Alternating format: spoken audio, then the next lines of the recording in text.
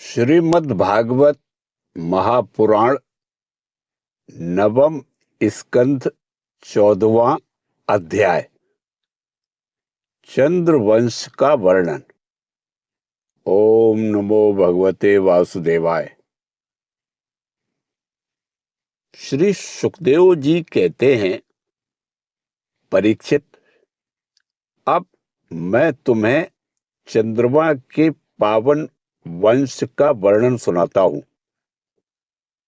इस वंश में उर्वरा आदि बड़े बड़े पवित्र कीर्ति राजाओं का कीर्तन किया जाता है। सहस्रों सिर वाले विराट पुरुष नारायण के नाभि सरोवर के कमल से ब्रह्मा जी की उत्पत्ति हुई। ब्रह्मा जी के पुत्र हुए अत्रि। वे अपने गुणों के कारण ब्रह्मा जी के समान ही थे। उन्हीं अत्रि के नेत्रों से अमृतमय चंद्रमा का जन्म हुआ। ब्रह्मा जी ने चंद्रमा को ब्राह्मण, औषधि और नक्षत्रों का अधिपति बना दिया। उन्होंने तीनों लोकों पर विजय प्राप्त की और राजसूय यज्ञ किया। इससे उनका घमंड बढ़ गया और उन्होंने बलपूर्वक बृहस्पति की पत्नी तारा को हर लिया। देवगुरु बृहस्पति ने अपनी पत्नी को लौटा देने के लिए उनसे बार बार याचना की, परंतु वे इतने मतवाले हो गए थे कि उन्होंने किसी प्रकार उनकी पत्नी को नहीं लौटाया। ऐसी परिस्थिति में उसके लिए देवता और दानवों में घोर संग्राम छिड़ गया। शुक्राचार्य जी ने बृहस्पति जी के द्वेष से असुरों के साथ चंद्रमा का पक्ष ले लिया और महादेव जी ने स्नेहवश समस्त भूतगणों के साथ अपने विद्या गुरु अंगिरा जी के पुत्र बृहस्पति का पक्ष लिया। देवराज इंद्र ने भी समस्त देवताओं के साथ अपने गुरु बृहस्पति जी का ही पक्ष लिया। इस प्रकार तारा के निमित्त से देवता और असुरों का संहार करने वाला घोर संग्राम हुआ। तदंतर अंगिरा ऋषि ने ब्रह्मा जी के पास जाकर यह युद्ध बंद कराने की प्रार्थना की। इस पर ब्रह्मा जी ने चंद्रमा को बहुत डांटा फटकारा और तारा को उसके पति बृहस्पति जी के हवाले कर दिया। जब बृहस्पति जी को यह मालूम हुआ कि तारा तो गर्भवती है, तब उन्होंने कहा, दुष्टे, मेरे क्षेत्र में यह तो किसी दूसरे का गर्भ है। इसे तू अभी त्याग दे, तुरंत त्याग दे। डर मत, मैं तुझे जलाऊंगा नहीं, क्योंकि एक तो तू स्त्री है और दूसरे मुझे भी संतान की कामना है। देवी होने के कारण तू निर्दोष भी है ही। अपने पति की बात सुनकर तारा अत्यंत लज्जित हुई। उसने सोने के समान चमकता हुआ एक बालक अपने गर्भ से अलग कर दिया। उस बालक को देखकर बृहस्पति और चंद्रमा दोनों ही मोहित हो गए और चाहने लगे कि यह हमें मिल जाए। अब वे एक दूसरे से इस प्रकार जोर जोर से झगड़ा करने लगे कि यह तुम्हारा नहीं, मेरा है। ऋषियों और देवताओं ने तारा से पूछा, यह किसका लड़का है? परंतु तारा ने लज्जावश कोई उत्तर नहीं दिया। बालक ने अपनी माता की झूठी लज्जा से क्रोधित होकर कहा, दुष्टे, तू बतलाती क्यों नहीं? तू अपना कुकर्म मुझे शीघ्र शीघ्र बतला दे। उसी समय ब्रह्मा जी ने तारा को एकांत में बुलाकर बहुत कुछ समझा बुझाकर पूछा। तब तारा ने धीरे से कहा कि चंद्रमा का। इसलिए चंद्रमा ने उस बालक को ले लिया। परीक्षित, ब्रह्मा जी ने उस बालक का नाम रखा बुध, क्योंकि उसकी बुद्धि बड़ी गंभीर थी। ऐसा पुत्र प्राप्त करके चंद्रमा को बहुत आनंद हुआ। परीक्षित, बुध के द्वारा इला के गर्भ से पुरुरवा का जन्म हुआ। इसका वर्णन मैं पहले ही कर चुका हूं। एक दिन इंद्र की सभा में देवर्षि नारद जी पुरुरवा के रूप, गुण, उदारता, शील, स्वभाव, धन संपत्ति और पराक्रम का गान कर रहे थे।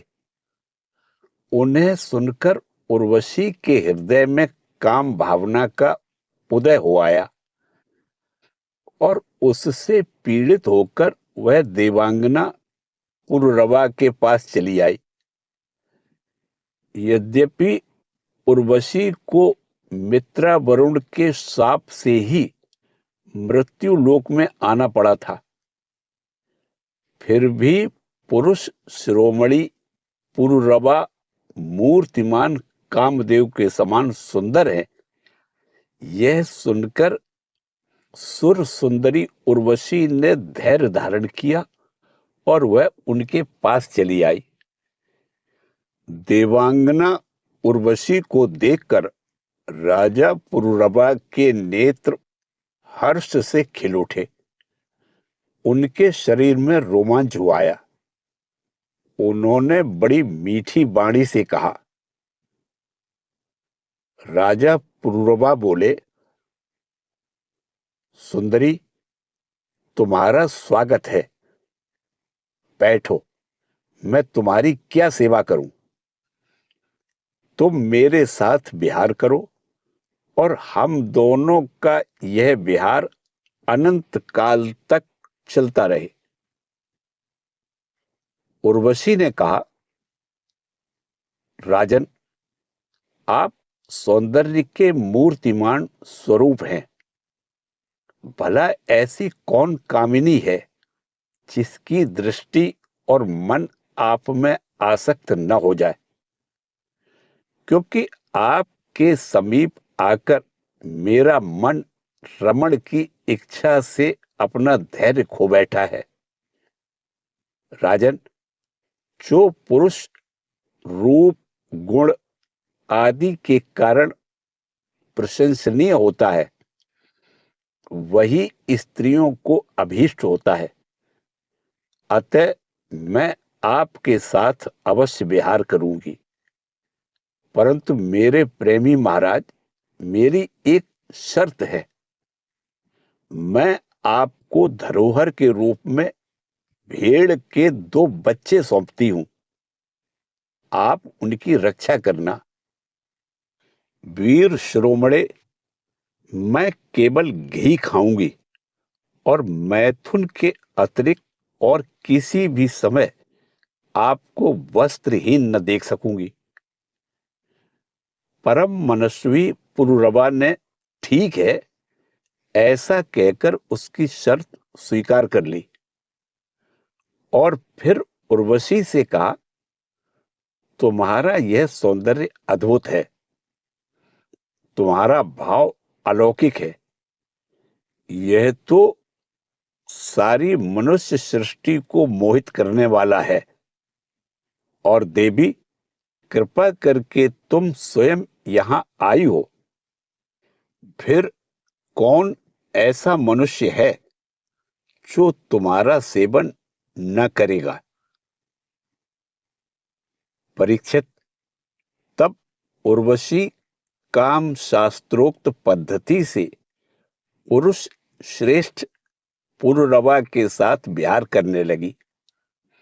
वे भी देवताओं की विहार स्थली चैत्र रथ, नंदन वन आदि उपवनों में उसके साथ स्वच्छंद विहार करने लगे। देवी उर्वशी के शरीर से कमल केसर की सी सुगंध निकला करती थी। उसके साथ राजा पुररवा ने बहुत वर्षों तक आनंद विहार किया। वे उसके मुख की सुरभि से अपनी सुध बुध खो बैठते थे। इधर जब इंद्र ने उर्वशी को नहीं देखा, तब उन्होंने गंधर्वों को उसे लाने के लिए भेजा और कहा, उर्वशी के बिना मुझे यह स्वर्ग फीका जान पड़ता है। वे गंधर्व आधी रात के समय घोर अंधकार में वहां गए और उर्वशी के दोनों भेड़ों को, जिन्हें उसने राजा के पास धरोहर रखा था, चुराकर चलते बने। उर्वशी ने जब गंधर्वों के द्वारा ले जाए जाते हुए अपने पुत्र के समान प्यारे भेड़ों की बै बै सुनी, तब वह कह उठी कि अरे, इस कायर को अपना स्वामी बनाकर मैं तो मारी गई। यह नपुंसक अपने को बड़ा वीर मानता है। यह मेरे भेड़ों को भी नहीं बचा सका। इसी पर विश्वास करने के कारण लुटेरे मेरे बच्चों को लूट कर लिए जा रहे हैं।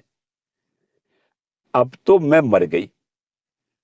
देखो तो सही, यह दिन में तो मर्द बनता है और रात में स्त्रियों की तरह डरकर सोया रहता है।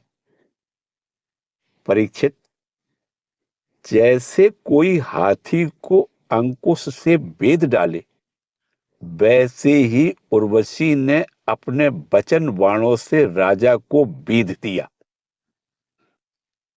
राजा पुररवा को बड़ा क्रोध आया और हाथ में तलवार लेकर वस्त्रहीन अवस्था में ही वे उस ओर दौड़ पड़े। गंधर्वों ने उनके झपटते ही भेड़ों को तो वही छोड़ दिया और स्वयं बिजली की तरह चमकने लगे। जब राजा पुररवा भेड़ों को लेकर लौटे, तब उर्वशी ने उस प्रकाश में उन्हें वस्त्रहीन अवस्था में देख लिया। बस वह उसी समय उन्हें छोड़कर चली गई। परीक्षित, राजा पुररवा ने जब अपने शयनागार में अपनी प्रियतमा उर्वशी को नहीं देखा, तो वे अनमने हो गए। उनका चित्त उर्वशी में ही बसा हुआ था। वे उसके लिए शोक से विह्वल हो गए और उन्मत्त की भांति पृथ्वी में इधर उधर भटकने लगे। एक दिन कुरुक्षेत्र में सरस्वती नदी के तट पर उन्होंने उर्वशी और उसकी 5 प्रसन्नमुखी सखियों को देखा और बड़ी मीठी वाणी से कहा, प्रिय, तनिक ठहर जाओ, एक बार मेरी बात सुन लो। निष्ठुरे, अब आज तो मुझे सुखी किए बिना मत जाओ। क्षण भर ठहरो। आओ, हम दोनों कुछ बातें तो कर लें। देवी, अब इस शरीर पर तुम्हारा कृपा प्रसाद नहीं रहा। इसी से तुमने इसे दूर फेंक दिया है। अतः मेरा यह सुंदर शरीर अभी ढेर हुआ जाता है और तुम्हारे देखते देखते इसे भेड़िए और गीद खा जाएंगे। उर्वशी ने कहा, राजन, तुम पुरुष हो, इस प्रकार मत करो। देखो, सचमुच ये भेड़िए तुम्हें खा न जाएं। स्त्रियों की किसी के साथ मित्रता नहीं हुआ करती। स्त्रियों का हृदय और भेड़ियों का हृदय बिल्कुल एक जैसा होता है। स्त्रियां निर्दय होती हैं। क्रूरता तो उनमें स्वाभाविक ही रहती है। तनिक सी बातों में चिढ़ जाती हैं और अपने सुख के लिए बड़े बड़े साहस के काम कर बैठती हैं। थोड़े से स्वार्थ के लिए विश्वास दिलाकर अपने पति और भाई तक को मार डालती हैं। इनके हृदय में सौहार्द तो है ही नहीं। भोले भाले लोगों को झूठ मूठ का विश्वास दिलाकर फांस लेती हैं और नए नए पुरुष की चाह से उल्टा और स्वच्छंद चारिणी बन जाती हैं। तो फिर तुम धीरज करो। तुम राज राजेश्वर हो, घबराओ मत। प्रति 1 वर्ष के बाद एक रात तुम मेरे साथ रहोगे। तब तुम्हारे और भी संतानें होंगी। राजा पुरुरवा ने देखा कि उर्वशी गर्भवती है, इसलिए वे अपनी राजधानी में लौट आए। 1 वर्ष के बाद फिर वहां गए। तब तक उर्वशी एक वीर पुत्र की माता हो चुकी थी। उर्वशी के मिलने से पुरुरवा को बड़ा सुख मिला और वे एक रात उसी के साथ रहे। प्रातःकाल जब वे विदा होने लगे, तब विरह के दुख से वे अत्यंत दीन हो गए। उर्वशी ने उनसे कहा, तुम इन गंधर्वों की स्तुति करो। ये चाहें तो तुम्हें मुझे दे सकते हैं। तब राजा पुरुरवा ने गंधर्वों की स्तुति की। परीक्षित, राजा पुरुरवा की स्तुति से प्रसन्न होकर गंधर्वों ने उन्हें एक अग्नि स्थाली अर्थात अग्नि स्थापन करने का पात्र दी। राजा ने समझा यही उर्वशी है, इसलिए उसको हृदय से लगा लिया। वे एक वन से दूसरे वन में घूमते रहे। जब उन्हें होश हुआ, तब वे इस थाली को वन में छोड़कर अपने महल में लौट आए एवं रात के समय उर्वशी का ध्यान करते रहे। इस प्रकार जब त्रेता युग का प्रारंभ हुआ, तब उनके हृदय में तीनों वेद प्रकट हुए।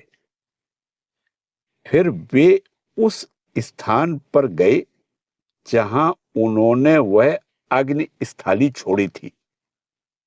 अब उस स्थान पर शमी वृक्ष के गर्भ में एक पीपल का वृक्ष उग आया था। उसे देखकर उन्होंने उससे 2 अरणियां अर्थात मंथन काष्ठ बनाई। फिर उन्होंने उर्वशी लोक की कामना से नीचे की अरणी को उर्वशी, ऊपर की अरणी को पुरुरवा और बीच के काष्ठ को पुत्र रूप से चिंतन करते हुए अग्नि प्रज्वलित करने वाले मंत्रों से मंथन किया। तीनों मंथन से जात वेदा नामक अग्नि प्रकट हुआ। राजा पुरुरवा ने अग्नि देवता को त्रयी विद्या के द्वारा आह्वानीय, गार्हपत्य और दक्षिणाग्नि इन तीनों भागों में विभक्त करके पुत्र रूप से स्वीकार कर लिया। फिर उर्वशी लोक की इच्छा से पुरुरवा ने उन तीनों अग्नियों द्वारा सर्वदेव स्वरूप इंद्रियातीत यज्ञपति भगवान श्री हरि का यजन किया। परीक्षित, त्रेता के पूर्व सत्ययुग में एकमात्र प्रणव अर्थात ओंकार ही वेद था। सारे वेद शास्त्र उसी के अंतर्भूत थे। देवता थे एकमात्र नारायण और कोई नहीं था। अग्नि भी नहीं, केवल एक था, और वर्ण भी केवल हंस ही था। परीक्षित, त्रेता के प्रारंभ में पुरुरवा से ही वेद त्रयी और अग्नि त्रयी का आविर्भाव हुआ। राजा पुरुरवा ने अग्नि को संतान रूप से स्वीकार करके गंधर्व लोक की प्राप्ति की।